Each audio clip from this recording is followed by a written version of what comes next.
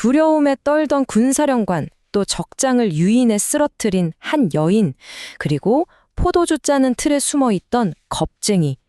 이 사람들이 과연 한 나라를 구하는 영웅이 될 수 있을까요?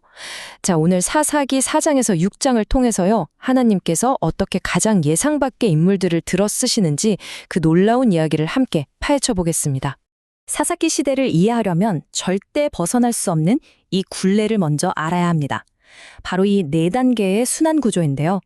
이스라엘 백성이 먼저 죄를 짓고 그럼 하나님께서 이방 민족의 압제에 넘기시고 고통 속에서 백성이 부르짖으면 그제야 구원자를 보내주시는 거죠. 이 패턴이 정말 끝없이 반복되거든요.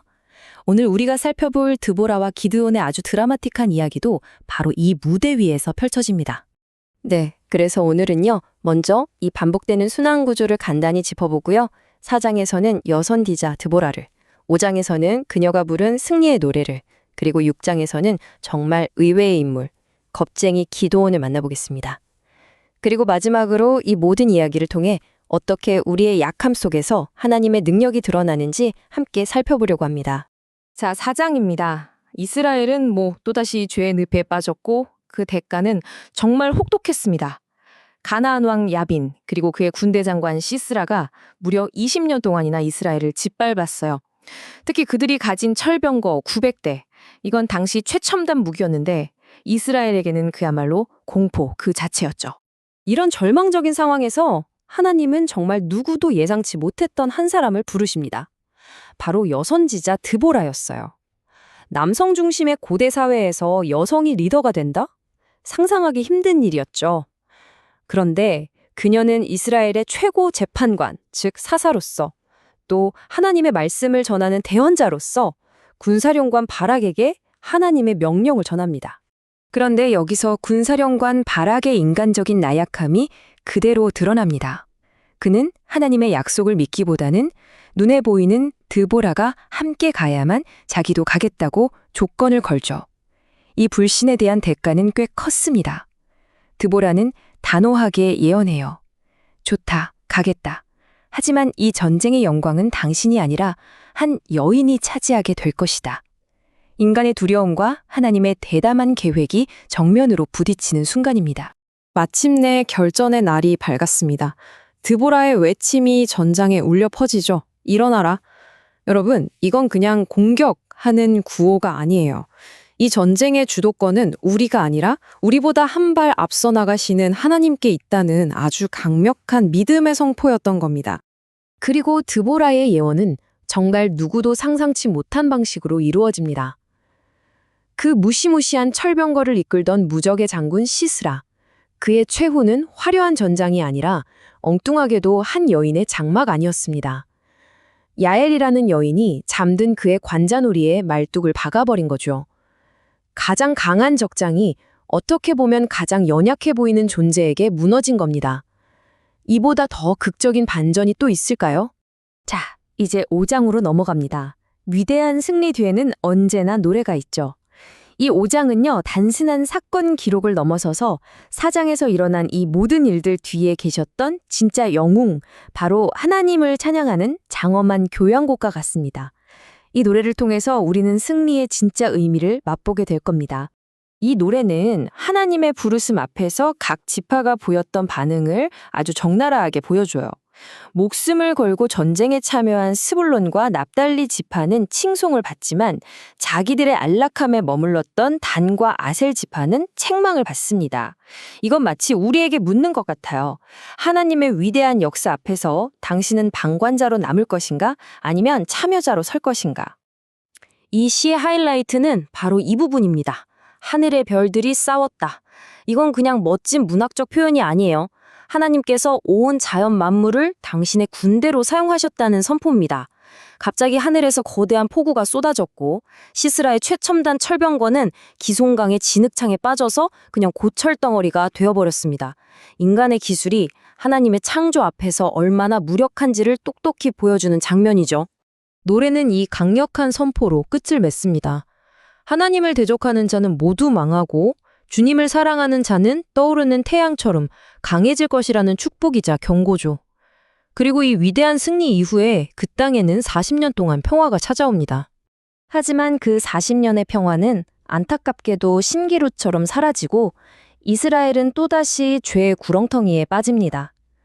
이번의 적은 미디안이었는데요. 이들의 약탈은 너무나도 잔혹해서 이스라엘 백성들은 애써 수확한 곡식마저 다 빼앗기고 산속 동굴에 숨어 사는 신세가 되었습니다. 바로 그때 하나님께서 한 사람을 찾아가십니다. 그의 이름은 기데온. 그런데 그가 있던 곳이 참 넓은 타작마당이 아니었어요. 미디안 사람들 눈을 피해서 몰래 숨어든 아주 좁고 깊은 포도주 틀 안에서 밀 이삭을 두드리고 있었던 겁니다. 이 장면 하나만 봐도 그가 얼마나 두려움에 떨고 있었는지 알 수 있죠. 그렇게 숨어있는 기드온에게 하나님의 사자가 나타나서 정말 상상도 못할 말을 건넵니다. 큰 용사여. 아니, 지금 포도주 틀에 숨어있는 사람한테 큰 용사라니? 이게 무슨 말일까요? 이건 조롱이 아니었어요. 지금 현재의 겁쟁이 같은 모습이 아니라 하나님께서 보시는 그의 잠재력, 그의 미래의 모습을 불러주신 겁니다. 기드온은 즉시 의심과 고통이 가득 담긴 질문을 던집니다. 하나님이 우리와 함께 계신다면 왜 우리에게 이런 끔찍한 일들이 일어나는 겁니까? 이건 기드온 개인의 질문이 아니라 당시 고통받던 이스라엘 백성 전체의 마음을 대변하는 절규와도 같았죠. 놀랍게도 하나님은 기드온의 질문에 변명하거나 설명하지 않으세요. 대신 모든 문제의 해답이 되는 단 하나의 약속을 주십니다. 내가 반드시 너와 함께하리라. 기드온의 능력이나 배경, 용기는 처음부터 중요하지 않았습니다. 하나님의 함께하심, 바로 이것이야말로 모든 것의 기초자 전부였던 거죠. 하나님의 임재를 깊이 체험한 기드온은 그 자리에 제단을 쌓고 그 이름을 여호와 샬롬이라고 부릅니다. 하나님은 평화이시다. 여기서 샬롬은 단순히 전쟁이 없는 상태만을 의미하는 게 아니에요. 모든 것이 제자리를 찾고 깨어진 것이 온전히 회복되며 완전한 안정감을 누리는 상태. 오직 하나님과의 바른 관계 안에서만 가능한 궁극적인 평안을 말하는 겁니다. 그리고 기드온은 믿음의 첫걸음을 뗍니다. 바로 아버지 집에 있던 바알의 제단을 박살내버린 거죠. 이 용기 있는 행동을 통해 그는 여룻바알이라는 새로운 정체성을 얻게 되는데요. 그 뜻은 바알과 맞서 싸우는 자입니다. 숨어있던 자에서 이제 하나님을 위해 공개적으로 싸우는 자로 완전히 변화한 것입니다. 담대한 여선지자 드보라, 결정적인 순간에 행동했던 야엘, 그리고 두려움 많던 겁쟁이 기드온까지. 이렇게 서로 다른 인물들의 이야기를 하나로 묶는 공통점이 과연 무엇일까요? 그건 바로 우리의 약함을 통해 일하시는 하나님의 놀라운 방식입니다. 결국 이 장들을 통해 우리는 아주 분명한 진리를 발견하게 됩니다. 하나님께서는 일부러 약하고 두려워하고 사회적으로 소외된 것 같은 사람들을 통해 일하기를 즐겨 하신다는 거예요. 왜냐고요? 바로 그들의 연약함을 통해서 하나님의 강하심이 가장 선명하게 드러나기 때문입니다. 모든 승리와 진정한 평화의 근원은 인간의 능력이 아니라 내가 너와 함께 하겠다는 하나님의 약속, 바로 거기에 있습니다. 이 말씀은 오늘을 살아가는 우리에게도 똑같은 질문을 던집니다. 여러분이 느끼는 가장 큰 약점, 가장 숨고 싶은 바로 그 부분에 하나님께서는 과연 어떤 위대한 계획을 숨겨두고 계실까요?